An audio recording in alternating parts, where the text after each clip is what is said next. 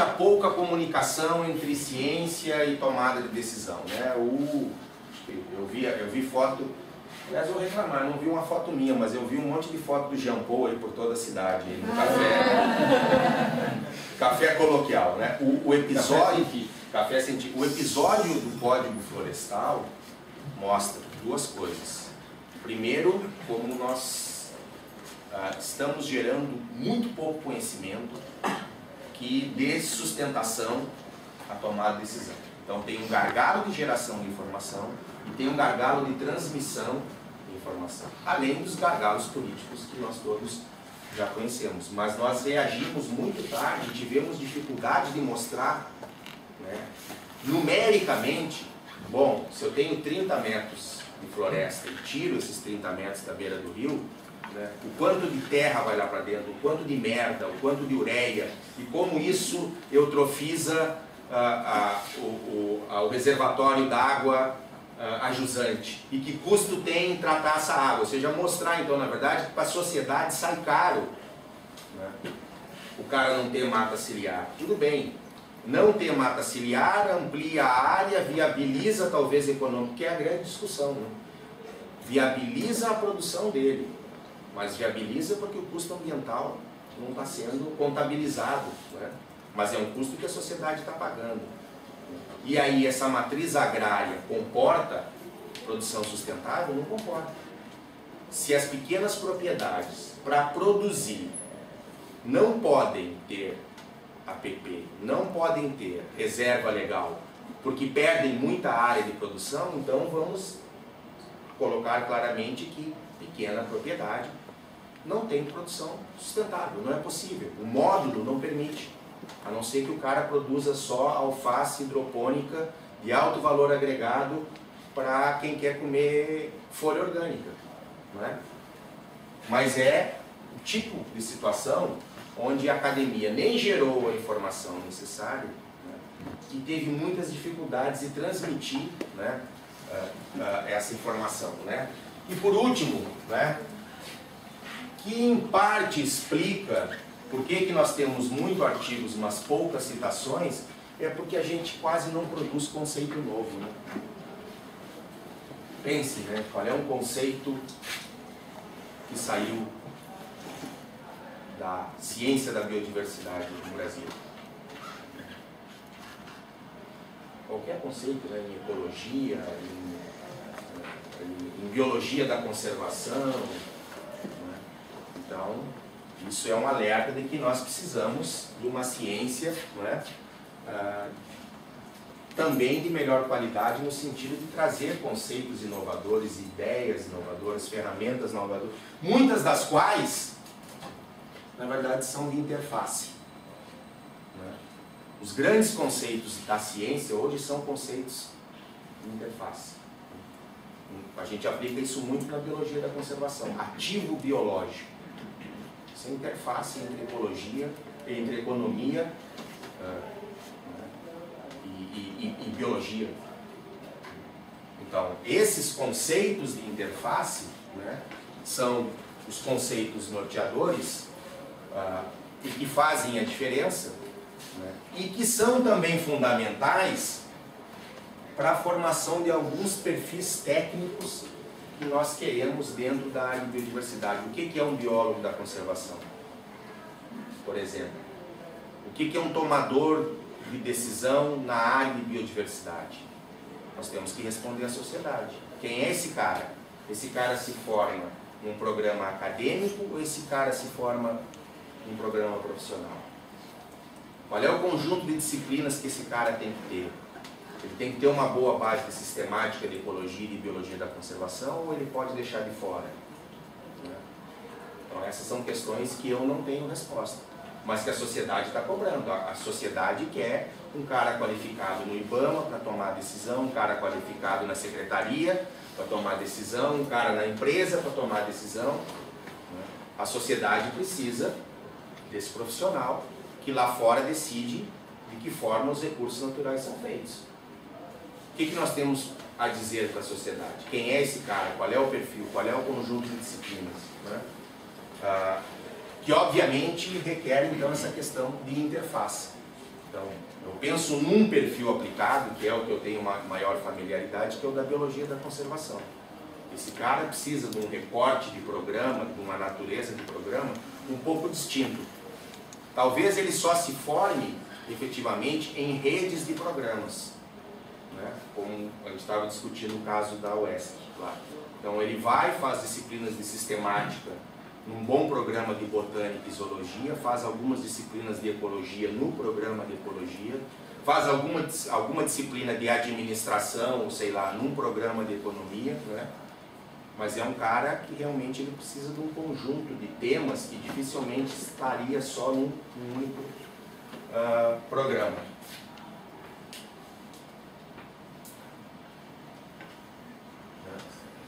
Então, na verdade, o objetivo da área é abordar os grandes desafios da ciência da biodiversidade. Dar conta da descrição, dar conta do entendimento de como a biodiversidade se organiza e dar conta de como usar essa biodiversidade, digamos, de forma mais inteligente, de forma mais racional, ou pelo menos tomar decisões mais informadas, né? Porque a maioria das decisões que nós tomamos se valem da desinformação, né? Qual é o impacto da transposição do São Francisco? Qual é o custo-benefício entre transposição do São Francisco ou distribuir esse dinheiro para agricultura, para técnicas de convivência com a seca em base familiar, né? O que vai ser da Caatinga à medida que os polos de irrigação se expandirem? Como é que muda a cobertura em escala regional? Que impacto isso tem sobre serviço, né? Se a gente combina agora transposição e aumento e as mudanças do uso do solo com a precipitação, o que vem? Parece papo lunar, né? É papo lunar, ninguém está investigando isso, para mim é papo lunar mesmo. Agora, me parece extremamente irrelevante. O que nós vamos decidir sobre o semiárido vai ser em cima de achismos, né? Então, qual é a vantagem de criar uma área, né? Algumas são até, digamos, midiáticas, né? Mas o fato é que essa área forma um doutor por dia. Quando nós pegamos, então, os 120 ou 130 programas, isso equivale a dizer que a todo dia nós estamos botando alguém que entende de algum tema associado à ciência da biodiversidade. E isso é importante deixar muito claro. Os programas na área de biodiversidade, eles podem ser programas que vão de A a Z, ou seja, programas que abrigam não só a descrição, o uso, ou eles podem e são programas que trabalham só com a descrição, só com o entendimento ou só com a aplicação. Não importa o espectro, importa que eles sejam coerentes. E cada programa tem um perfil claro de que tipo de profissional sai do programa, né? E esse profissional não pode ser um biodiversólogo, não pode ser um cara que fez uma disciplina de SIG, etnobotânica, genética do câncer e não sei o que, e o cara é mestre em alguma coisa. E esse é um problema que nós temos já nos programas estabelecidos, programas que não formam, que não têm um perfil claro de formação do seu discente, que pode ser mais de um, agora tem que ser coerente. Se o cara vai ser um sistemata, ele tem que ter a teoria. Se o cara vai ser um ecólogo, ele tem que ter a teoria. Se ele for um biólogo, ele tem que ter a teoria. Tem que ter a teoria e as ferramentas. O que não pode acontecer é o discente entrar no programa, faz um conjunto de disciplinas aleatórias por conveniência e aí tem um título. Esse cara, né, provavelmente vai ter muita dificuldade de dar sua contribuição, né? Então, a área de biodiversidade cria uma identidade, né, estabelece uma certa representação, né, inclusive do ponto de vista de gestão, ou seja, existe uma massa crítica, existe um grupo, né, que trabalha com biodiversidade, que deve ser uma referência, né, estabelece possibilidades de interlocução, né, com outras áreas, ou com outros órgãos de financiamento, ou com outros atores, né, ou seja, a sociedade tem um espaço, a sociedade tem um grupo de pessoas que se identificam com as questões de biodiversidade e esse grupo deve ser uma referência. Permite um tratamento mais próximo, ou seja, nós vamos avaliar, nós colegas, né, vamos avaliar programas com os quais nós temos proximidade, né? Então os programas de botânica, de zoologia, de ecologia, de biologia da conservação vão ser avaliados por pares que sabem, né, efetivamente do que se trata. Permite muito mais flexibilidade agora, ou seja, nós podemos pensar em termos de fusão de programas, né? Nós podemos pensar em termos de redes, né? Então fica muito mais fácil organizar essa massa crítica, né? Inclusive para dar conta desses perfis profissionais mais complexos, como o biólogo da conservação, né? Obviamente garante mais apoio institucional, né? Porque é uma área que tem uma boa musculatura, cria esse ambiente de interface, né, entre sistematas, entre ecólogos, entre pessoas que estão trabalhando com a questão aplicada. Talvez saia dessa interface, na verdade, essa ciência com conceitos novos e com conceitos importantes para o manejo dos nossos recursos naturais, porque o problema de manejo dos recursos naturais, principalmente o manejo da biodiversidade, é um problema do mundo tropical. Então, de certa forma, é a academia tropical, né, que também tem que pensar e propor conceitos e não apenas importar ideias, pacotes, né, produzidos ou pensados em outros contextos, né? E, de certa forma, então, a questão da efetividade social, né? O que é efetividade social? É gerar o conhecimento e formar os recursos humanos dentro dos perfis e dentro dos quadros que a sociedade requer, né? Então, nós pensamos em dois momentos que é o que eu diria um momento de estruturação da área. Então, nós já definimos escopo, formamos o núcleo duro, né? Já temos definido quais e sistema de avaliação e estamos incorporando programas extra núcleo duro. Então eu diria que esses primeiros 4 passos aqui já foram dados. Nós sabemos o que queremos, quem somos, como nos avaliar, né? E agora, no segundo semestre, vamos ter uma radiografia melhor da massa crítica. Então, provavelmente, todos os programas 3, 4, 5, 6 e 7 serão chamados para reuniões de avaliação na CAPES no segundo semestre. Essa é a nossa ideia, né? Para continuar, na verdade, essa radiografia dos gargalos que os programas têm e como esses gargalos poderiam ser vencidos, né?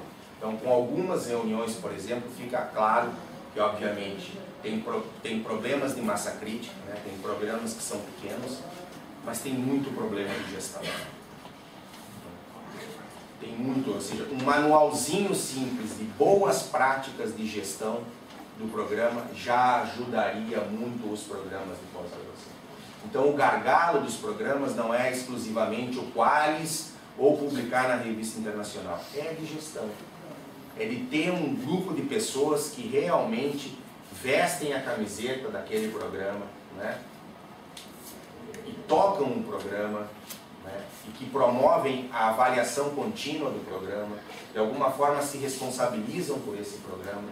Os programas de ciência é um empreendimento, e os programas de pós-graduação também o são, que não podem ser mais geridos naquela velha fórmula, quem quer ser o coordenador? Né? Não dá mais para empurrar os programas de pós-graduação com a barriga. Não dá.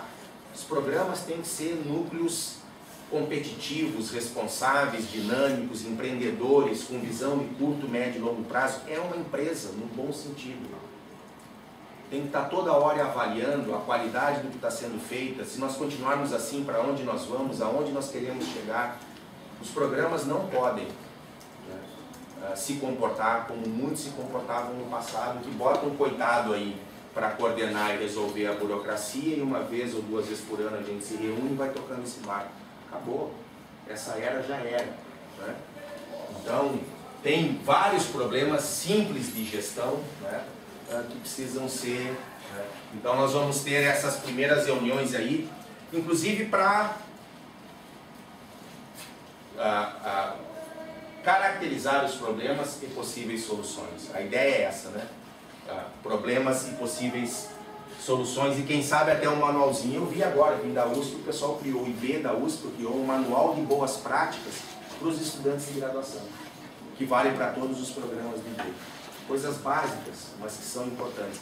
Criou também uma avaliação das dissertações e teses feitas pelas bancas, uma avaliação, não uma avaliação formal, mas uma avaliação informal, onde o membro da banca avalia essa tese está entre as 5%, as 10 melhores por cento, não é? O que você acha que é mais crítico? Então você pega essa avaliação dos pares com aquilo que está sendo executado em termos de publicação, e às vezes você consegue perceber, olha, as nossas teses e dissertações estão entre os 20% melhores, não é? Mas isso, a hora que vai dar o salto para a publicação, né, as nossas publicações ainda são muito de baixo impacto. Então, onde é que está o gargalo? São mecanismos de gestão, de avaliação, né, e que são importantes criar, né? Inclusive, eu solicitei ao pessoal lá para disponibilizar isso para os outros programas, né? Então, assim como tem um manual de boas práticas do pós-graduando, a gente pode ter um manual das boas práticas da gestão dos programas, né? Então, deixa eu voltar. Estamos fechando, né, essa parte, digamos, de estruturação, e vamos logo entrar no que a gente chama de desenvolvimento estratégico, né? Ou seja, já sabemos quem somos, quais são os nossos problemas, quais são as nossas qualidades, o que se espera de nós. Então vamos tentar induzir, né, melhoria dos programas, né? Aí vem a parte mais de desenvolvimento estratégico, mais de indução e provocação para os programas resolverem, melhorarem o seu desempenho. Isso vai inclusive o estímulo de novas agendas, como essas questões, por exemplo, do que é um programa profissional na área de biodiversidade, que tipo de perfil a área de biodiversidade deve formar, né, através dos mestrados profissionais. A gente precisa amadurecer isso, né? Mapeamento de demandas e oportunidades, ou seja, MMA tem demanda, MCT tem demanda, de que forma nós podemos casar demandas deles com oportunidades dos programas, né, do ponto de vista de, inclusive, financiamento, né? Ou seja, obter recursos para gerar um conjunto de informações que são de interesse desses atores e que acabem viabilizando a nossa pesquisa. Consolidação de fóruns de discussão, ou seja, o Fórum da Botânica tem que continuar funcionando, o Fórum dos Coordenadores da Zoologia tem que continuar funcionando, da Ecologia também, mas nós temos que ter o nosso Fórum de discussão, que é o Fórum da área de biodiversidade. Nós vamos discutir não só questões de avaliação, espero que poucas questões de avaliação, né, mas vamos discutir questões mais estratégicas, né, em termos de melhoria dos programas, em termos de atender esses novos perfis. E isso pode, obviamente, ter uma contrapartida de editais de apoio, né, para a fusão de programas, para a criação de redes, né, de programas, não redes de programas que fazem a mesma coisa, mas redes de programas que são complementares e que aí no seu conjunto conseguem atender temas mais importantes, né, temas mais relevantes, de maior impacto, né. Isso existe um espaço, na verdade, muito grande, né? E existe, inclusive, essa perspectiva já de criar as redes de biodiversidade. Os programas dentro das instituições, eles não têm que competir entre si, eles têm que ser complementares. Essa que é a questão. Os programas de botânica, zoologia, ecologia e perfil aplicado dentro das instituições, e tem várias instituições que têm programas que vão então de A a Z, tem que formar redes. Tem que formar redes e pensar em complementariedade, né? Incorporar o pessoal da genética, né? O pessoal da molecular, né? de forma a fortalecer e a dar um tipo de ambiente, inclusive intelectual, que possa formar, às vezes, perfis mais aplicados, que são transversais a mais de um programa, né? E a gente pode pensar em um edital de fomento a redes, né? Então, a UFBA, por exemplo, acha que atacar o problema dos manguezais é fundamental. Mas para isso precisa o pessoal da sistemática, porque tem grupos pouco conhecidos, tem o pessoal da ecologia, que precisa estudar determinados processos, um outro grupo lá que vai ver a parte genética, não importa. Então, um núcleo que forma aí uma rede de biodiversidade com uma perspectiva de médio e longo prazo, bota disciplinas em comuns, ou permite que os alunos trafeguem de forma muito mais tranquila entre os programas, né? Acertando os calendários, acertando a transferência de crédito, né? Então tem muito espaço para crescer nesse sentido, né? Principalmente de interação. Por quê? Porque novos conceitos vêm da interação e vários profissionais pressupõem essa interação, que é o que nós estamos fazendo já como profissionais isoladamente, né? Ou seja, quem são os profissionais geralmente melhor sucedidos, medidos pela publicação e seu impacto? É gente que vai estabelecendo uma rede de parceria, que vai trocando ideias, vai publicando com A, com B, com C, com D, né? E os programas agora precisam ter também essa dinâmica, né? Para aumentar o seu poder de fogo, né? Só para finalizar, já está disponível algumas diretrizes básicas para os APCNs na página, né? Então, e essas diretrizes já foram feitas com base num documento que já circulou.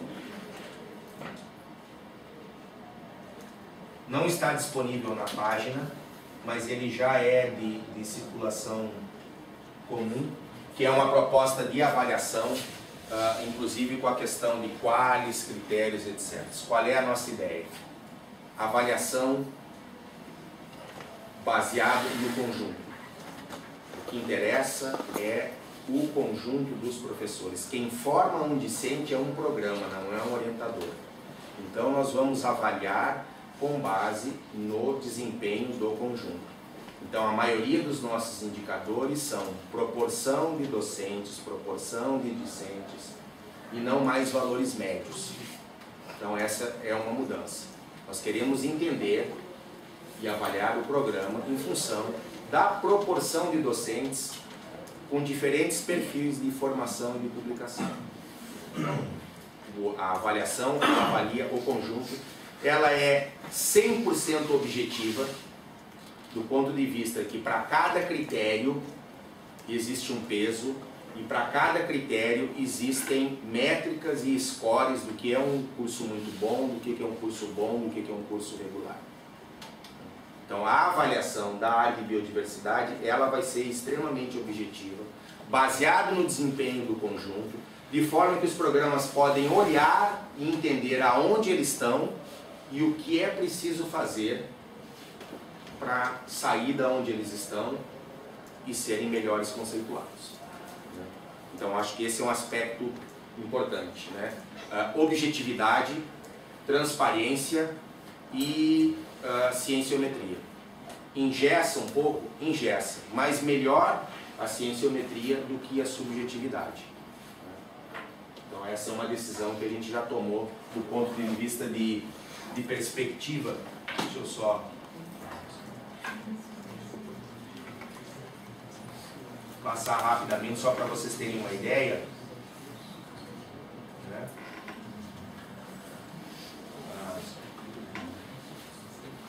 Então a ficha de avaliação já tem, né, todos os itens, o peso e efetivamente quais são os scores que têm que ser atingidos, né? Já com todas as métricas, né, associadas. Então, a gente entende que isso é um passo positivo para os programas entenderem por que eles são 3, por que eles são 4, por que eles são 5, por que eles são 6, por que eles são 7. E se nós somos 3, o que a gente faz para ser 4? Se nós somos 4, o que a gente faz para ser 5? Ou seja, tem uma direção, né? E essa direção é dada principalmente pelo quê? Pelo movimento do conjunto. Então não adianta ter algumas figuras brilhantes no programa, né? Porque isso não resolve os problemas, porque o discente é formado pelo conjunto do programa, né? Então isso cria, de certa forma, uma cumplicidade entre os docentes, né? Do ponto de vista de todo mundo trabalhar para melhorar os seus scores de produção e formação. Ok? Então, obrigado e espero que vocês tenham ficado, digamos assim, satisfeitos, né, com a criação dessa nova área, né? E, na verdade, convido vocês a serem parceiros, né, da área enquanto programas de pós, né? Ou seja, a área não é só aquele lugar que vai dar uma nota para vocês, mas é um fórum onde nós devemos usar como um ambiente privilegiado para discutir questões que são de extrema relevância em termos de geração de conhecimento, de formação de recursos humanos e de que forma a biodiversidade vai ser usada futuramente, né? Então sejam bem-vindos, né?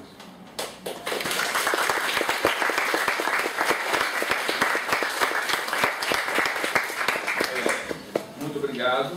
Eu devo confessar que você superou minhas expectativas, principalmente no que concerne ao seu vigor nas suas observações, nas provocações e, para mim, diferentemente, eu sou uma pessoa relativamente sincera, diferentemente de outras apresentações que eu vejo da cá, onde a burocracia impera, não é? Sua apresentação, ao contrário, ela desvirtuou a burocracia e fez com que a gente pudesse realmente entender o que é essa área. Algo que eu, devo lhe confessar, não havia entendido ainda, acho muito louvável. Eu gostaria só de acrescentar alguma coisa que vocês, todos nós, ouvimos recentemente, que é a questão da transparência. Então nós temos, não é, agora uma obrigação para sermos mais transparentes. Não só a área de biodiversidade da CAPES, mas nós, enquanto poder público, temos uma obrigação, e isso é algo que não só nossa área, nossos programas e nossas atividades, nós temos que nos preparar para isso. Então eu vou deixar que você conduza aqui as perguntas, não é? Vou só comentar algo dentro dessa transparência. Se você quiser, você tem a liberdade de não me responder. É a questão de que nosso sistema de avaliação, o que o povo conhece, é um 0 a 10. Para mim, é um absurdo que nós tenhamos inventado um conceito de 3 a 7. Então, para entendimento, não é? Para entendimento do povo que nos paga, que nos financia, 5 está aprovado. 10 é o nosso 7, é aquele de reconhecimento internacional. Seu João, Dona Maria, Dona Matilde, todos nós vamos entender. Então, um dia que você tiver a oportunidade de falar com alguém, raios, vamos colocar um sistema que seja transparente para todos entenderem. Então, com isso, né, eu abro a rodada de perguntas e deixo que você gerencie aqui, que eu vou pegar um copo d'água para você. Está dado o recado, quando eu for a CAPES. Que raios, por que estamos variando de 3 a 7 e não de 0 a 10? Marcelo, eu gostei muito da sua apresentação, foi extremamente esclarecedora. Confesso que exatamente grande parte aqui concorda de que realmente é uma grande saída, né, pensar em formar um profissional que efetivamente pode atuar, né, atendendo às demandas da sociedade. Então, quanto à questão conceitual do programa, eu acho que ela unânime, né? Agora eu tenho algumas dúvidas com relação a